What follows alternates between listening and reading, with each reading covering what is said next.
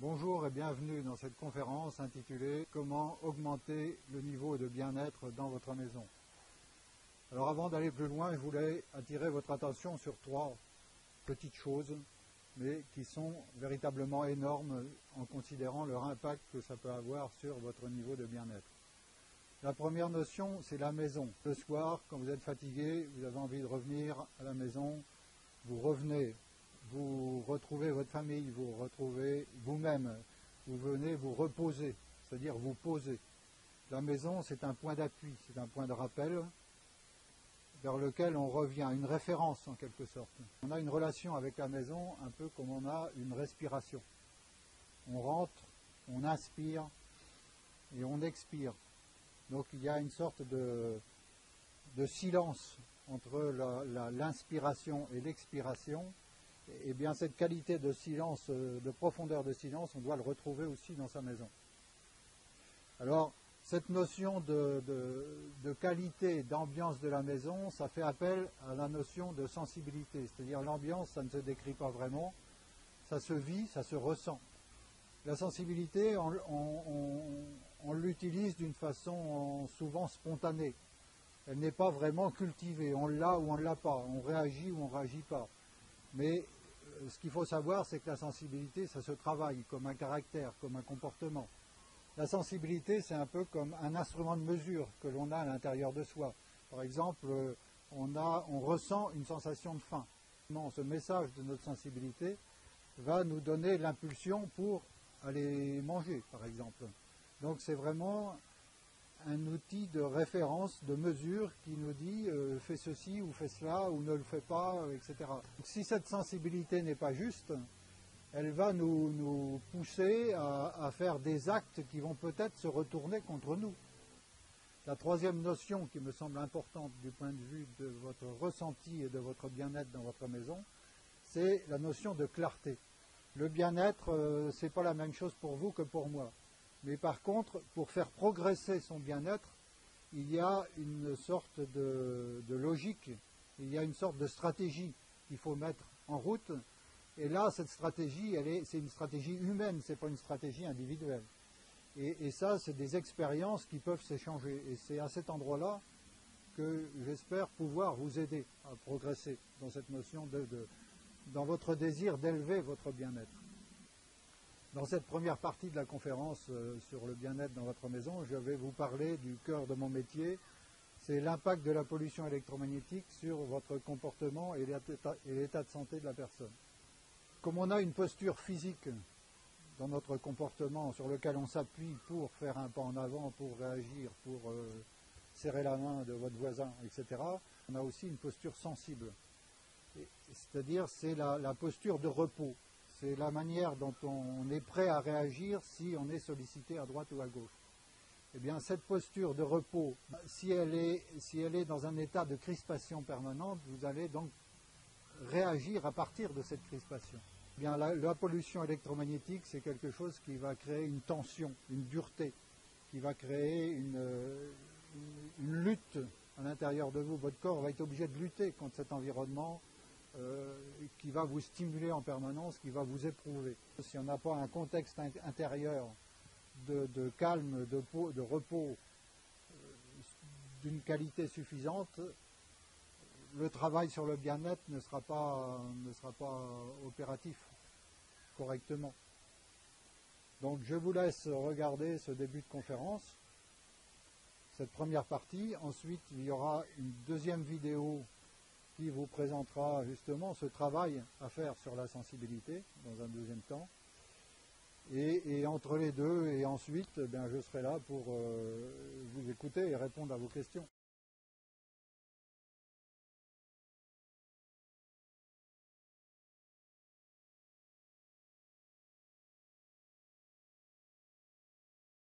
Donc ce que je vais vous exprimer, c'est le résultat d'une recherche. C'est donc de l'innovation pure. Nous sommes assez fortement en avance sur les idées générales du comportement et du confort. Tout d'abord, je dirais aussi que ce n'est pas du confort, mais c'est du bien-être. On va voir la différence tout à l'heure, qui est assez relativement important. Et c'est une innovation, expérience de plus de 27 ans déjà. Pour me présenter, pour vous situer d'abord et que vous sachiez un peu qui je suis. Je suis un ingénieur et en quoi, en tant qu'ingénieur, j'ai le pouvoir de vous parler de bien-être. Parce que c'est pas forcément évident de raccorder les deux. Il y a 27 ans, donc, j'ai créé avec un collègue ingénieur chimiste une société pour améliorer l'écoute des enceintes acoustiques qui donnent un son, qui peuvent donner un son relativement précis, mais pas toujours très agréable. Il peut être parfois très agressif et en tout cas très souvent manquer de naturel. Donc notre rôle, c'était comment rendre le naturel au son des enceintes acoustiques. En tant qu'ingénieur, nous avons commencé à travailler la technique, les câbles, les haut-parleurs, enfin bref, toute l'électronique, etc. On n'a pas obtenu le résultat qui nous intéressait. Et petit à petit, on a pris conscience qu'entre l'enceinte acoustique et nos oreilles, il y avait de l'air, et que le problème, c'était peut-être dans l'air. Ce qui enlève le naturel d'une chaîne hi-fi, c'est le comportement de la vapeur d'eau dans l'air. Alors cette expérience-là nous a amené aussi à étudier pourquoi l'air se mettait dans des dispositions un peu bizarres, c'est-à-dire quand on allume sa chaîne hi-fi, le son peut être bon et agréable. Un quart d'heure après, une heure après, il peut devenir stressant, désagréable et pénible, voire même nous couper l'envie d'écouter. Donc il y a une inversion complète de la relation à la musique qui peut partir du plaisir au stress. Donc qu'est-ce que c'est que cette histoire-là d'un système qui apparemment il ne se passe rien et pourtant on passe du plaisir au stress en l'espace d'une demi-heure, une heure. Et donc qu'est-ce que c'est que toute cette mobilité-là des choses qui font qu'on passe du plaisir au stress. Et ça nous a amené aussi à étudier la mécanique de la sensibilité de la personne. Donc tout ce travail-là qui nous a amené à étudier la machine, l'air et la sensibilité de la personne, nous a amené à découvrir des principes de bien-être, des principes pour améliorer le bien-être de la maison, en travaillant à la fois à l'extérieur et aussi en travaillant aussi la connaissance de soi pour ne pas engager son corps dans n'importe quel comportement et dans n'importe quelle réaction.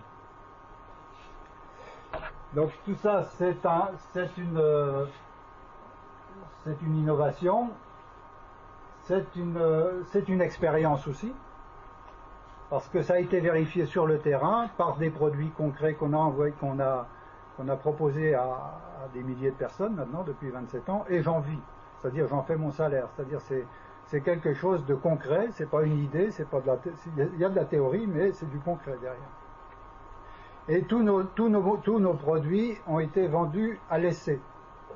C'est-à-dire comme c'est des systèmes qui prennent en compte la sensibilité des personnes, chacun est différent, donc on se dit, on vous prête l'appareil, si ça correspond à votre sensibilité, vous le gardez, vous l'achetez, si ça ne vous correspond pas, vous ne le rendez. Si je suis encore là aujourd'hui, c'est qu'on les a vendus avec des gens satisfaits.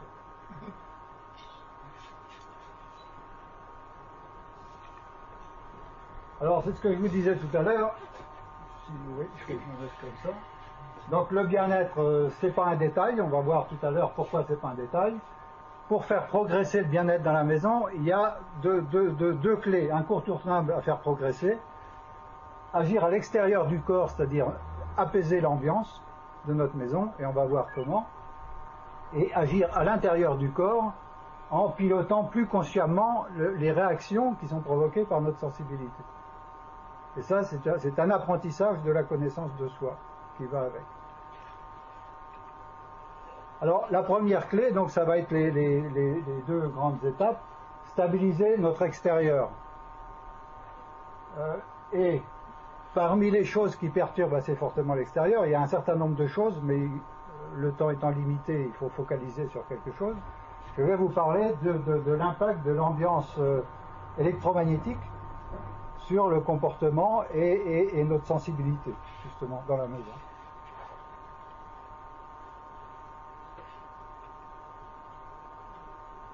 l'ambiance, c'est un mot vague la plupart du temps dans la culture. On ne sait pas trop ce que c'est. On le flaire plus ou moins. Il y a une bonne ambiance, une mauvaise ambiance, mais on ne sait pas trop à quoi ça sert en fait une ambiance. Et quand on est bien, ben, on est bien. Quand on n'est pas bien, ben, on se débrouille, quoi, on s'adapte. Ce qu'il faut bien prendre en compte, c'est justement qu'est-ce que c'est que cette ambiance. Je vous ai mis une image d'un film qui est en train de se tourner.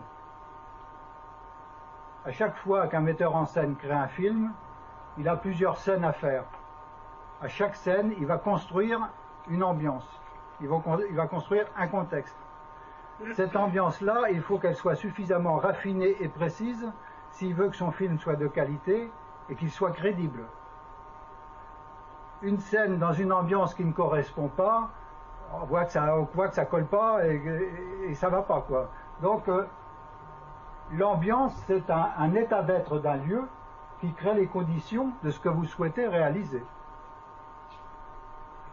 Donc si c'est aussi important que ça pour tourner un film, pour tourner le film de ma vie au quotidien, il faut peut-être se poser la question, quelle qualité d'ambiance je peux construire dans ma maison.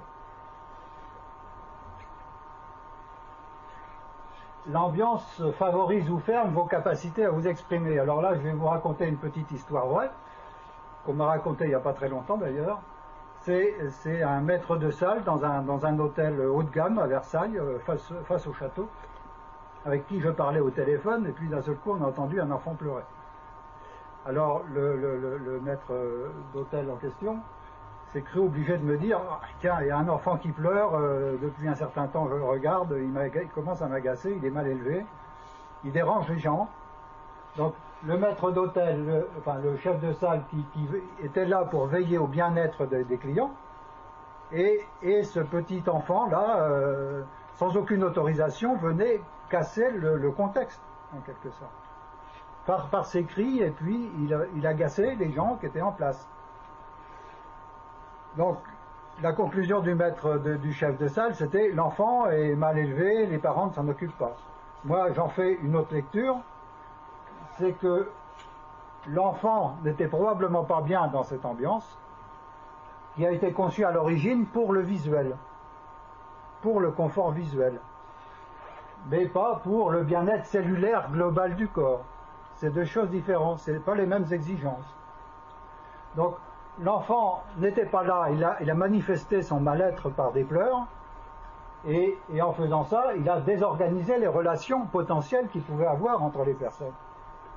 Donc, là aussi, l'ambiance, on voit qu'il y a un impact direct sur les relations entre les personnes, sur le comportement, sur la nervosité, sur les crispations, donc sur la fatigue, et donc sur les relations et sur ce qui est possible de faire entre les personnes. Donc l'ambiance, c'est pas simplement quelque chose de vague, en fait, c'est vraiment, moi ce que je compare souvent, c'est à une femme quand elle est enceinte, elle crée une ambiance pour le bébé. C'est un contexte, c'est une enveloppe, c'est un contexte où si la santé de la mère est correcte, l'enfant va se développer, enfin, il aura tendance à se développer correctement. Parce que l'ambiance lui aura permis d'être dans de bonnes conditions.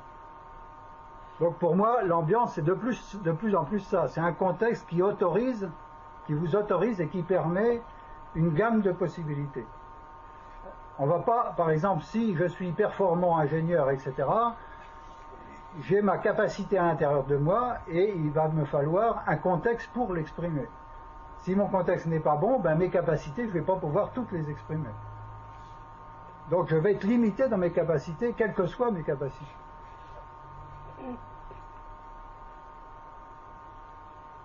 Par nature, puisque je suis fait de nature, en tant qu'individu vivant, eh bien, il apparaît et il est logique que l'ambiance de vie naturelle est bénéfique à la nature profonde qui est en nous. Parce qu'il y a une intimité entre la nature et ma nature. Et à ce moment-là, les choses circulent, passent mieux, mais on peut exprimer quelque chose qui a trait au naturel. Si maintenant je veux exprimer du trafiqué dans une ambiance naturelle, je vais me faire repérer comme étant un gars en train de trafiquer quelque chose. Au flair, probablement, la plupart des gens vont repérer quelque chose qui ne va pas. Donc là aussi, l'ambiance, c'est pas rien. C'est quelque chose qui focalise les choses qui focalise, qui nous limite ou qui nous soutient dans notre expression. Pour ce faire, eh bien, il y a des réalités physiques derrière, dont on va parler tout à l'heure, mais on peut parler de signaux. Donc l'ambiance nous envoie des signaux de possibilités, et notre corps nous en envoie d'un autre type, qui sont les signaux de notre capacité. Et construire une vie, c'est savoir faire fonctionner correctement et harmonieusement les deux ensemble. Qu'est devenue l'ambiance de vie dans nos maisons avec notre recherche de confort? Eh bien voilà, vous reconnaissez tous ces appareils, ils sont courants, on les a sous le nez en permanence. En fait, on a rempli petit à petit depuis quelque temps, pour des raisons de communication sociale, je dirais, aujourd'hui, on est pratiquement obligé d'avoir tout ça autour de nous. Équiper notre salon, la chambre à coucher des enfants, mais des parents aussi souvent, d'ondes Wi-Fi d'une multitude d'appareils électriques repousse le naturel. Parce que l'électricité, c'est pratique, mais c'est pas naturel. Ça repousse le naturel qui est nécessaire à notre bien-être, puisque nous sommes faits de nature. Donc, petit à petit, on a créé un contexte qui est antinaturel dans notre maison. Et on va voir les conséquences. Alors là, je vous parle d'appareils branchés, mais vous prenez des plastiques, par exemple. Des plastiques, emballages, des jouets en plastique qu'on donne aux enfants, pour leur bien-être aussi, pour les éveiller, comme on dit. Des pièces plastiques, des tapis, des moquettes, etc. Tout ça, ça va avoir un effet, et on verra tout à l'heure aussi, de blocage sur le comportement de la vapeur d'eau dans l'air. Le naturel, c'est du vivant, et ça passe par l'eau. L'eau est le support. Alors, quand on parle d'eau, on pense souvent à l'eau liquide. On se préoccupe très peu, sauf à travers l'isolation, de l'eau vapeur. Mais l'eau vapeur, on pense circulation.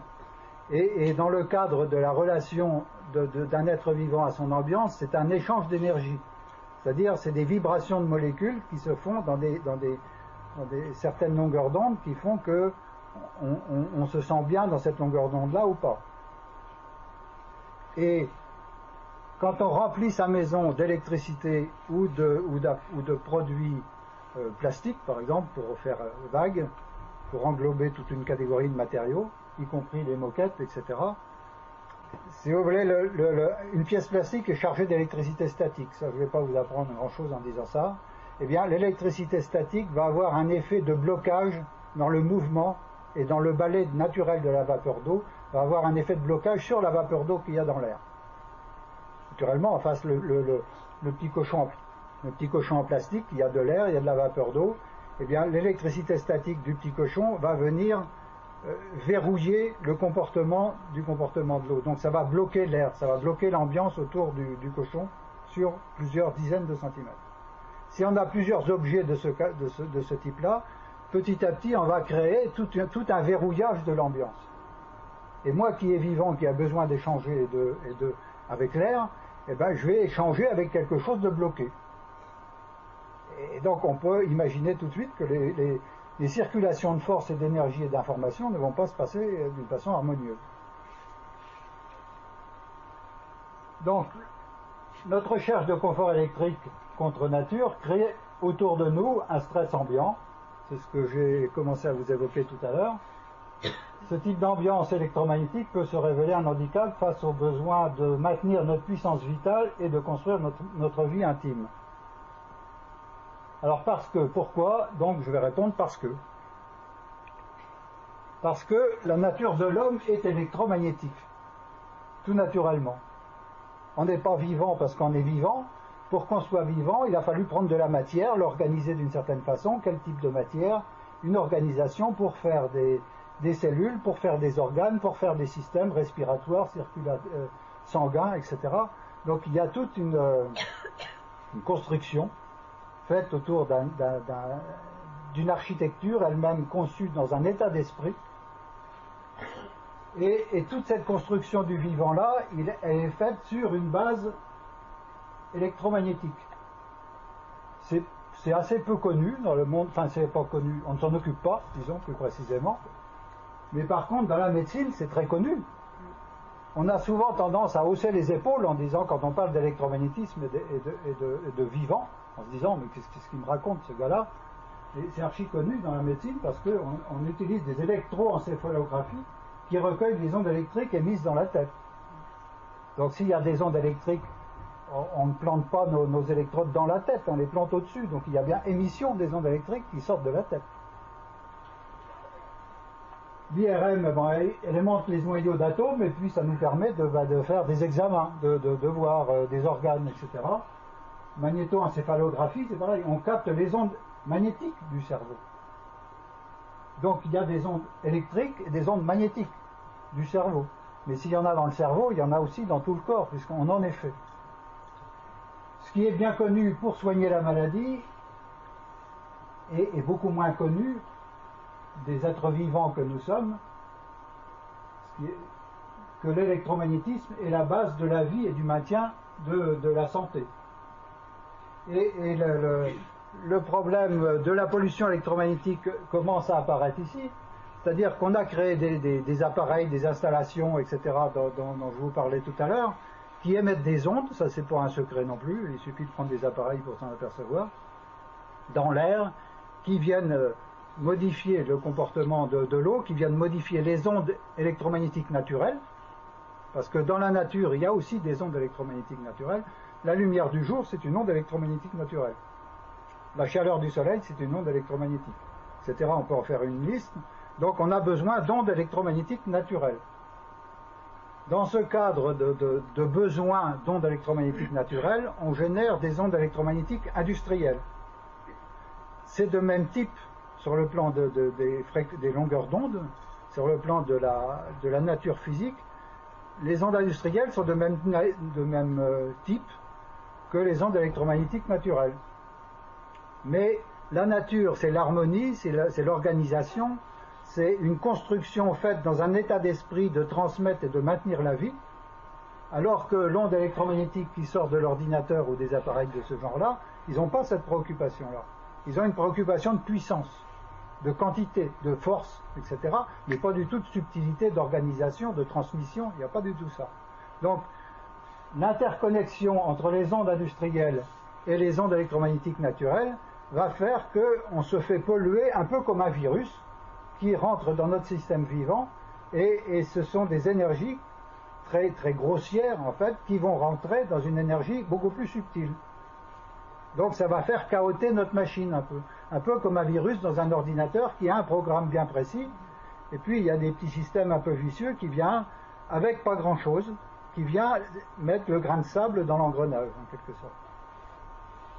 Donc la pollution électromagnétique dont moi je parle, c'est ce processus-là, c'est le processus du grain de sable industriel qui vient perturber le mécanisme vivant naturel. Et donc ça, comment ça se déclenche?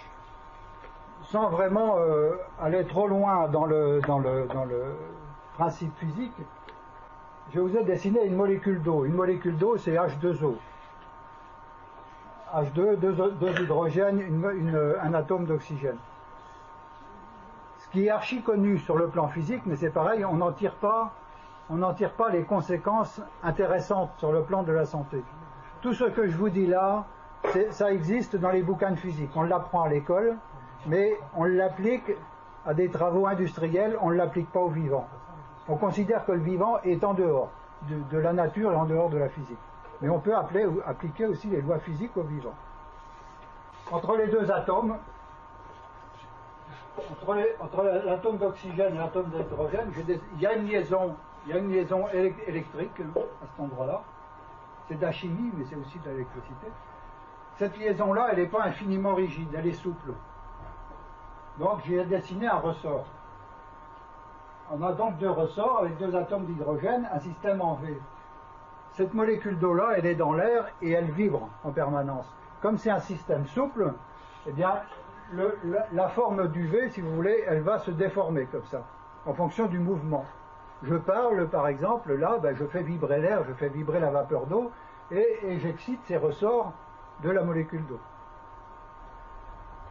ces systèmes-là peuvent vibrer comme ça, ils peuvent vibrer comme ça, il y en a un qui peut se raccourcir et l'autre s'allonger, et puis un truc comme ça. Donc ça fait toute une musique, en quelque sorte, d'ondes électromagnétiques qui sont l'expression de la vie de la molécule d'eau. Et c'est donc des systèmes résonants. La molécule d'eau étant ce qu'on appelle une molécule polaire, c'est-à-dire qu'elle est dans sa forme de construction interne à la molécule, il y a un champ électrique. C'est ce qu'on appelle une molécule polaire. La valeur du champ électrique, il est fonction de l'orientation de cette construction de la molécule. Si je parle, si je la fais vibrer ou si je la bloque, eh bien, ces déformations-là, elles vont obligatoirement changer. Si les déformations changent, le champ électrique ici va changer. Tout ça, ça se passe dans le champ magnétique terrestre. Et sur le plan physique, on se retrouve avec un champ électrique et un champ magnétique. Et avec des variations. Eh bien ça fait des ondes électromagnétiques. Donc, une molécule d'eau, c'est un émetteur d'ondes électromagnétiques. Là, il n'y a qu'une molécule d'eau. Vous en mettez une deuxième à côté. Elle va avoir le même type de comportement, mais comme elle est à côté, elle va pas vibrer de la même façon parce qu'elle va recevoir d'autres informations. Et puis, à l'infini, vous remplissez votre pièce de quelques milliards de molécules d'eau. Toutes ces molécules d'eau-là vont vibrer, chacune en fonction de ses exigences, mais il va y avoir une moyenne sur laquelle elles vont toutes être obligées de se raccorder. C'est une valeur moyenne qui va faire un niveau énergétique qui représente la qualité électromagnétique de l'ambiance. Parce que, donc, ce que je voulais vous dire aussi, c'est que quand une molécule d'eau vibre, elle émet des ondes. Celle d'à côté, elle vibre, elle va émettre des ondes. Mais comme une molécule est émettrice d'ondes, elle est aussi réceptrice. C'est-à-dire que celle-là va émettre des ondes qui vont être reçues par la deuxième, donc elles vont être obligées de se mettre à résonner entre eux. C'est un peu le coup du piano. Vous tapez une note sur un piano, ça va faire résonner la corde de l'autre à qui on n'a pas touché. Donc c'est un peu le même système. Donc tout ça, ça va se transmettre et ça va se tenir la main, si vous voulez.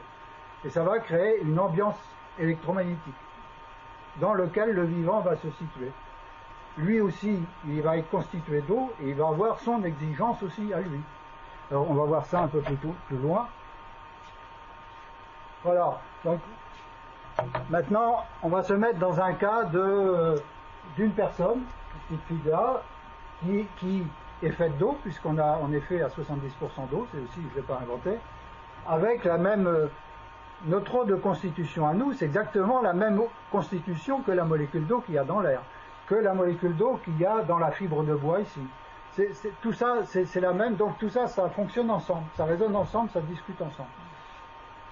Et puis, dans cette pièce-là, on va allumer un radiateur électrique. Donc, je fais une petite animation, vous allez voir un peu ce qui va se passer. Donc, vous voyez, à l'intérieur de la personne, je vous ai fait une schématisée, hein, une molécule d'eau qui vibre, parce qu'on est vivant, donc on bouge, on vibre, et ça rayonne, comme je vous disais tout à l'heure. Donc, autour de mon corps, il y a un rayonnement électromagnétique naturel, qui va lui-même influencer le comportement des molécules d'eau autour de moi sur une certaine distance. Donc je vais me faire une bulle d'information électromagnétique à mon image. Maintenant, je vais mettre en route le radiateur. Voilà, j'ai mis en route le radiateur, donc il va faire chauffer de l'eau, il va exciter les molécules d'eau qui sont dans l'air. Mais ça va être une excitation de type industriel, de type électrique. Vous voyez, le rayonnement naturel de mon corps avec sa souplesse, avec sa subtilité de vie, etc., d'un seul coup, il va être en relation avec un morceau de tôle et des fils électriques qui se mettent à chauffer par un mécanisme de transmission de molécules.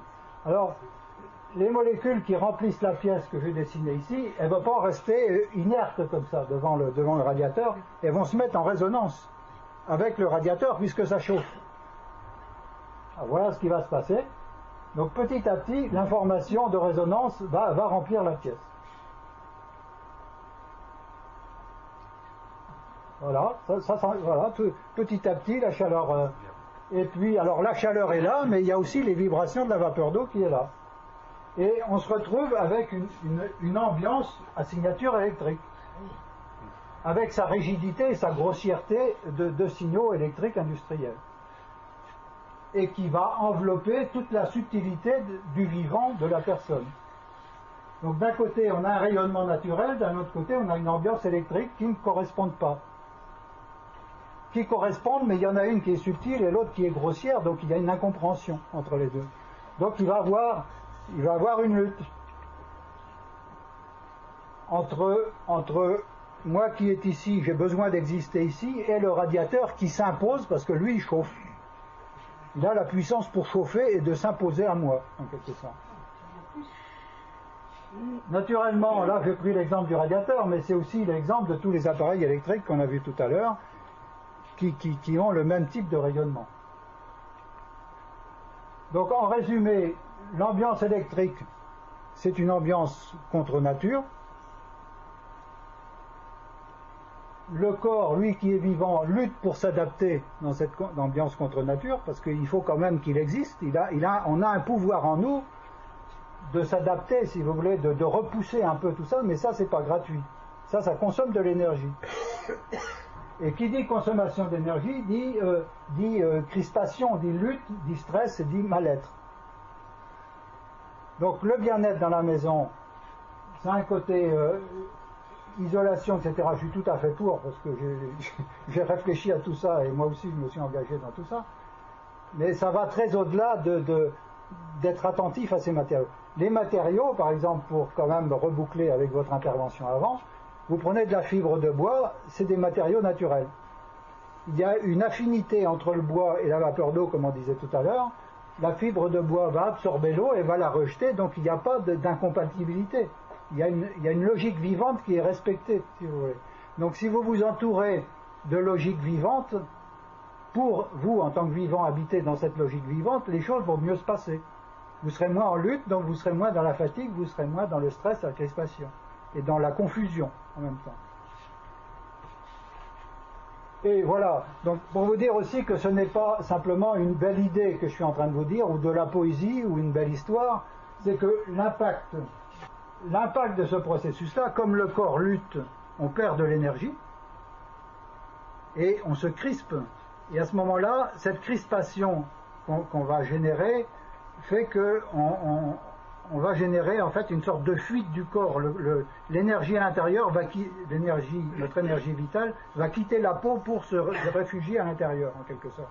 Donc ça va nous créer une sensation de froid. Et s'il y a des gens sensibles parmi vous, ça a été souvent remarqué que quand on rentre dans une ambiance, dans une pièce chauffée avec des radiateurs électriques, on peut avoir 22, 23, 24, 25, on peut avoir une sensation de froid dans les os, alors qu'il fait 23, 24 ou 25. Et cette sensation de froid dans les os, c'est pas parce qu'il fait froid, c'est parce qu'on est stressé. Et quand on a froid, stressé, donc on a froid, et quand on a froid, on fait quoi? On va monter le thermostat du radiateur. Donc l'impact est direct. Normalement, il devait se passer quelque chose là. Non, c'est là que ça va se passer. Donc là, j'ai fait un résumé de la situation en supprimant les molécules. Donc on ne les voit pas. Là, on ne les voit pas, mais elles existent. Donc là, je mets mon radiateur en route. Ça se met à chauffer. Il y a une transmission d'ondes électromagnétiques invisibles, mais qui est bien là. L'ambiance chargée d'ondes électriques ou électromagnétiques égale stress, crispation, mal-être. Alors qu'est-ce que ça fait? Bien, ça fait l'effet de lutte dont je vous parlais tout à l'heure, et on le ressent comment? Bien, on le ressent comme ça, on le ressent par une sensation d'oppression, une sensation de lourdeur, une sensation d'avoir de la difficulté à exister ici. C'est assez indicible, on met rarement des mots là-dessus, mais on ne sait pas pourquoi, mais on aimerait bien qu'on soit un peu soutenu, alors qu'on a l'impression d'être consommé. Eh bien, tout ça, c'est la pollution électrique. Ça fait de la fatigue, ça fait un sommeil perturbé, froid glacial dans le corps, frilosité, etc. Et ça, ce que je vous disais tout à l'heure, c'est pas une belle histoire, parce que quand on a froid dans le corps et de frilosité, on monte le radiateur, et puis il se produit quoi? il se produit une facture d'électricité plus élevée, tout simplement. Donc, tout ça, c'est pour dire que toute cette organisation-là, ça descend jusque dans votre porte-monnaie, en passant par votre santé et votre humeur. Alors nous, en tant qu'ingénieurs, on s'est dit, ben, oh là là, quelle belle et grande histoire, parce que c'est quand même une belle histoire, tout ce mécanisme-là. Ça nous permet de mieux comprendre le vivant, ça nous permet de comprendre notre sensibilité, etc. Mais on ne peut pas rester les bras croisés comme ça. Donc on s'est dit, comment on peut faire pour réparer ça?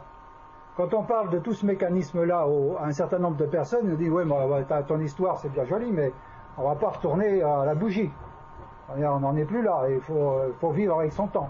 Il faut vivre avec son temps, mais il faut payer aussi. Hein. Mais nous, on a dit, soyons pas négatifs, si la technologie est capable de casser, elle doit être capable de réparer. Donc on s'est lancé dans notre étude, depuis 27 ans, à se demander comment on peut réparer ce processus-là. Eh bien, on a listé les paramètres physiques qui interviennent sur le comportement de la vapeur d'eau, c'est ce que je vous disais tout à l'heure. Donc on trouve la lumière, l'acoustique, les vibrations, la musique, par exemple. La musique, elle peut être intéressante parce qu'elle a été soigneusement calculée pour exprimer une émotion. C'est un compositeur vivant qui parle à un autre être vivant à travers l'air, etc. Donc il y a une logique de soutien, d'exploration de la sensibilité à travers la musique, et une logique qui peut être nourricière, en quelque sorte, qui peut nous faire du bien. Mais le bruit, par exemple, eh bien, il a le même pouvoir de faire bouger les molécules d'eau, mais d'une façon complètement brouillonne. Donc ça va avoir un effet destructeur. Donc vous voyez que la technologie peut à la fois casser ou elle peut réparer. Donc c'est ce mécanisme-là qu'on a essayé de comprendre et de concrétiser. Alors les champs électriques, les champs magnétiques, les ondes électromagnétiques qui sont naturelles en quelque sorte, les matières, la chaleur, la pression et l'hygrométrie de l'air naturellement, et je voulais faire juste une parenthèse parce que vous avez évoqué tout à l'heure les isolants minces. Ils sont faits à base de feuilles d'aluminium entre autres. La feuille d'aluminium c'est du métal, et le métal, je vous ai parlé de plastique tout à l'heure, mais le métal a le même impact, il a un impact effondrant sur l'énergie de la molécule d'eau. Si vous voulez, le plastique, avec son électricité statique, va vous bloquer la molécule, donc comme elle a une énergie, elle va monter en fréquence, parce qu'elle ne peut plus bouger, donc elle va vibrer plus haut. Et cette vibration plus haute, ça va nous entraîner dans une sorte de stress de plus en plus pointu, de plus en plus agressif. Vous prenez, à l'opposé du plastique, vous prenez une matière métallique qui est conductrice d'électricité. Eh bien, imaginons que mon bras soit par exemple un rail métallique sur lequel on va fixer des placots. Eh bien, ces rails métalliques qui vont vous couvrir tout l'environnement de votre pièce, les molécules d'eau vont approcher naturellement, parce qu'il y a de l'air, de la vapeur d'eau, etc., toujours le même schéma. Toujours la vibration éventuellement bienveillante vis-à-vis de la vie d'une molécule d'eau, et puis qui va s'approcher du rail métallique, et elle va émettre des ondes électromagnétiques, mais qui va être immédiatement captée par la barre métallique. Et la barre métallique va avoir un effet de vampirisation, en quelque sorte. Elle va effondrer, c'est-à-dire la molécule d'eau va se décharger complètement de son énergie dans la barre métallique. Et quand cette molécule d'eau-là va se décharger, ben, elle va capter l'énergie que sa voisine peut encore avoir, donc il va avoir une fuite de niveau d'énergie vitale dans le local. Et vous qui êtes là avec votre énergie à vous, ben, vous allez partager la fuite à un moment donné. Donc l'isolant mince est constitué de 2 feuilles d'aluminium, et ben, au niveau de la feuille d'aluminium, il y a cet effet d'effondrement énergétique de l'air et de la vapeur d'eau, et de l'énergie vitale de l'eau. Donc, c'est pas terrible sur un certain nombre de plans, mais il faut y rajouter celui-là, c'est qu'il est antivital. Ce sur quoi je peux aussi attirer votre attention, c'est que on se dit, bah oui, mais en effort, on s'adapte, faut quand même pas rigoler, on a de quoi tenir le coup. Juste un petit rappel. Pareil, je n'ai rien inventé, hein. Vous allez voir sur Internet, j'ai pris mes chiffres à cet endroit-là, je n'ai pas inventé. La vie sur Terre, vous savez sans doute, hein, si on est vivant, c'est qu'on est apparu sur Terre, mais on n'est pas apparu tout de suite à la création de la Terre. Si, en 7 jours. Admettons, mais c'est pas tout à fait ça. La nature des choses, la vie est apparue sur Terre il y a 2,5 milliards d'années. 2,5 milliards d'années. La vie s'est complexifiée de différentes façons, hein, vous connaissez bien. On est passé par le monde minéral qui a évolué, le végétal, l'animal, etc. Et puis un beau jour, l'homme est arrivé. L'homme est arrivé environ 2,5 millions d'années. Donc entre 2 milliards d'années et 2,5 millions d'années, vous voyez le coefficient qu'il peut y avoir. Alors, des chiffres et des zéros qui volent, on ne voit pas très bien ce que ça peut représenter, mais ramenons ça à la durée d'une journée. Par exemple, imaginez que les 2,5 milliards d'années que la vie existe sur Terre, imaginez que ça fasse 24 heures. Les 2,5 millions d'années qui ont permis à l'homme d'apparaître, et nous on existe encore depuis ce temps-là, depuis cette époque-là, ça correspondrait à 1 minute 30. Donc la vie a existé à minuit, on arrive à 23 heures 58 minutes et 30 secondes, sans homme, rien du tout. Et puis d'un seul coup, l'homme arrive 1 minute 30 avant le minuit de la journée suivante. Ça veut dire quoi? Ça veut dire que si on est arrivé si tard, c'est que le complexe, l'ambiance naturelle, a dû se raffiner, a dû se travailler, a dû se pétrir pour arriver à faire naître un homme subtil, capable de raffinement, capable de création, capable de travailler avec son esprit, etc. Pour avoir un être qui a cette capacité-là, il a fallu 24 heures moins 1 minute 30. C'est-à-dire il a fallu plusieurs milliards d'années. Enfin, grosso modo, il a fallu 2 milliards et demi, 2 milliards d'années, quoi. Donc ça veut dire qu'avant que nous arrivions, il y a une logique de vie qui existait sur Terre. Et on doit s'infiltrer dans cette logique de vie.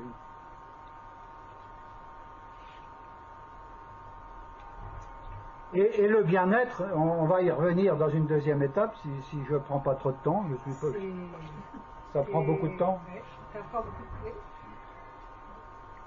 Ça veut dire que le bien-être, c'est de nous créer une ambiance qui soit en accord avec l'exigence des principes de vie qui nous ont précédés.